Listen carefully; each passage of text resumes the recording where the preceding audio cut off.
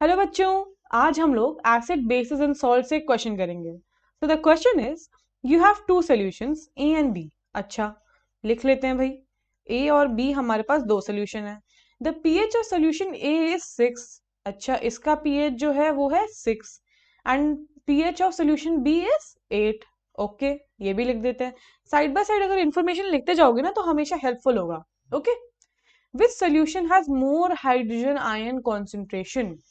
फिर which of this is acidic and which one is basic. अच्छा, अगर हम लोग को एक क्वेश्चन आंसर करना है तो हम लोग को पीएच स्केल की एक प्रॉपर नॉलेज होनी चाहिए कि पीएच स्केल क्या बताता है हम लोग को। चलो पहले इसी से शुरू करते हैं। हमारा पीएच स्केल हम लोग को क्या बताता है?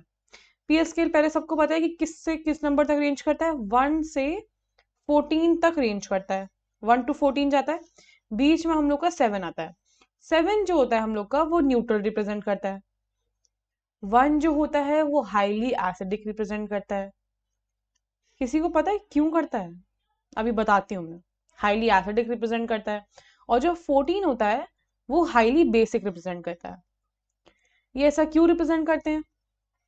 बताती हूँ। हाईली बेसिक क्या होता है, जो पीएच होता है ना उसको कैलकुलेट कैसे करते हैं किसी को पता है? पीएच को करते हैं calculate minus log H plus concentration के थ्रू। हाइड्रोजन आयन की कॉन्सेंट्रेशन का इनवर्स मान लो। ये तो पूरा फॉर्मूला हो गया।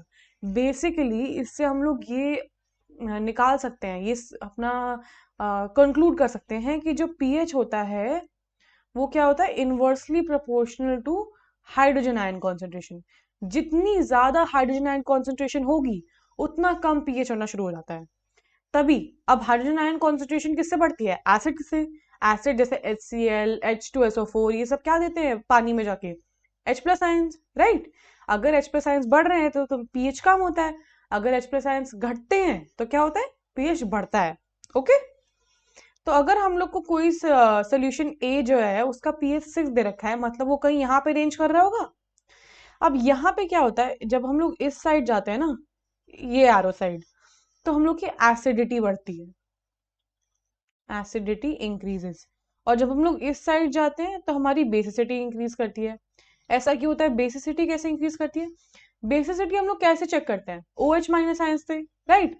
बट अगर हम लोग को इस फॉर्मूला में डालना है तो तुम ऐसे समझ सकते हो कि OH माइनस आयंस जितने बढ़ते जाते हैं उतने H प्लस कम होते जाते हैं। ऐसे समझ सकते हो। तो अगर OH माइनस बढ़ रहे हैं और H प्लस कम हो रहे हैं तो H प्लस कम होते हुए पीएच का क्या होगा? पीएच बढ़ेगा, राइट। इसीलिए जितना OH बढ़ेगा उतना H कम होगा, उतना पीएच बढ़ेगा। मतलब पीएच ऑलमोस्ट किससे डायरेक्टली प्रोपोर्शनल है? OH की कॉन्सेंट्रेशन से। तो जितना OH आयन बढ़ेगा उतना पीएच बढ़ेगा, इसलिए बेसिसिटी इस साइड बढ़ते जाती है। तो हम लोग को क्वेश्चन क्या पूछा है?